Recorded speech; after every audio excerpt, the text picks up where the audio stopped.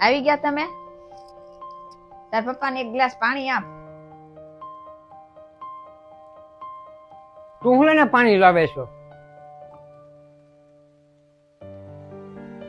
તને ખબર નથી એ ઓફિસનું કેટલું બધું કામ કરે છે?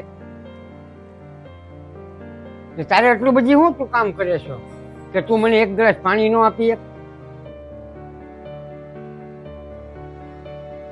લ્યો હું લઈ આવું.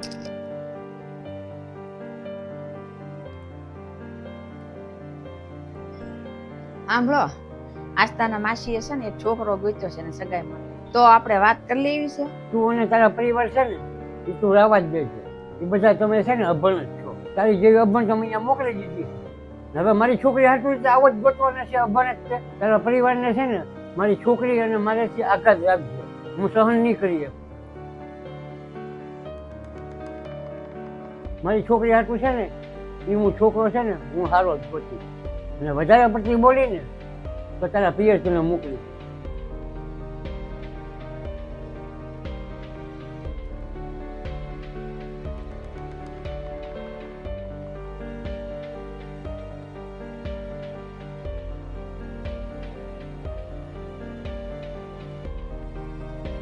સાંભળ અચ્છા, ને તારી હાટું છે ને એક છોકરો ગોત્યો છે, એને મોટું કારખાનું છે, ગાડી છે, બંગલા છે, નોકર ચાકર છે.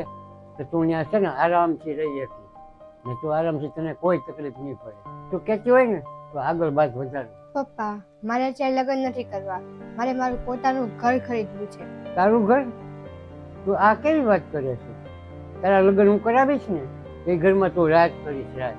પપ્પા, દરેક પિતાને એવી ઈચ્છા હોય કે પોતાની છોકરીને લગ્ન ધૂમધામથી કરાવે, હાર એવા ઘરમાં કરાવે કે જ્યાં કોઈ પણ ચીજ વસ્તુની કમી ન રહે, એ ઘરમાં એ ખુશીથી રહે. અને કદાચ નાનાએ પણ છે ને મમ્મીના લગ્ન અહીંયા એ વિચારીને કરાવ્યા છે કે તમે તો હારા એવા કમાવો છો, પૈસાવાળું ઘર છે, તમારા પરિવારનું હારું એવું નામ છે, તો એ તે છે મમ્મી તે છે ને તમારા પરિવારમાં ખુશીથી રહેશે. પણ શું મમ્મીને એ ખુશી મળી છે? શું એ તે ખુશીથી ને રાજીથી આ ઘરમાં રહે છે? નહીં. એટલે પપ્પા, મારે મમ્મી જેવું નથી બનવું, મારે પોતાનું મારું ઘર બનાવી નાખવું છે. એટલે લગ્ન પછી મને કોઈ ન કહી શકે કે તને તારા બાપના ઘરે હું મૂકી જઈશ. તારી હરખામણી તારા મમ્મી હારે શું કરે છે? એને કઈ વાત કરવાની ખબર નથી પડતી, કઈ બોલવાની ખબર નથી પડતી. આ અભણ છે. પપ્પા, મને નાનેથી મોટી આ દફાણે કરી છે, અને એણે તો એવા મને સંસ્કાર આપ્યા છે કે જેના લીધે હું અહીંયા પહોંચી છું. અને જો મારો પતિ મારા કરતાં વધારે ભણેલો હશે અને તમે જેવું વર્તન મમ્મી સાથે કરો છો કે તેવું વર્તન મારી સાથે કરશે, તો શું હું સહન કરીશ? નહીં, હું સહન નહીં કરું. હું મમ્મી જેવી નહીં બનું. એટલે જ પપ્પા, મારે લગ્ન નથી કરવા.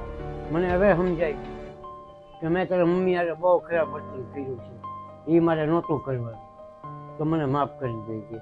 પપ્પા, તમારે માફી મારી આગળ નહીં, મમ્મી પાસે માંગવી જોઈએ. કેટલાક વર્ષોથી આ બધું સહન કરતી આવી છે, અને કોઈ દિવસ ક્યારેય કોઈને કંઈ કીધું નથી એણે. એ સાંભળ તો, અહીંયા આવતો સાંભળ. મેં તારી હારે ઘણા વર્ષોથી આવું ખરાબ વર્તન કર્યું છે, એ મારે નહોતું કરવાનું. તમે માફી હુલ્યા માંગો છો, તમે સાચું બોલો છો. આપણી છોકરીઓ સમજદાર થઈ ગઈ છે, નાની ઝીંગલી હતી ને હવે બહુ સમજે છે. હા,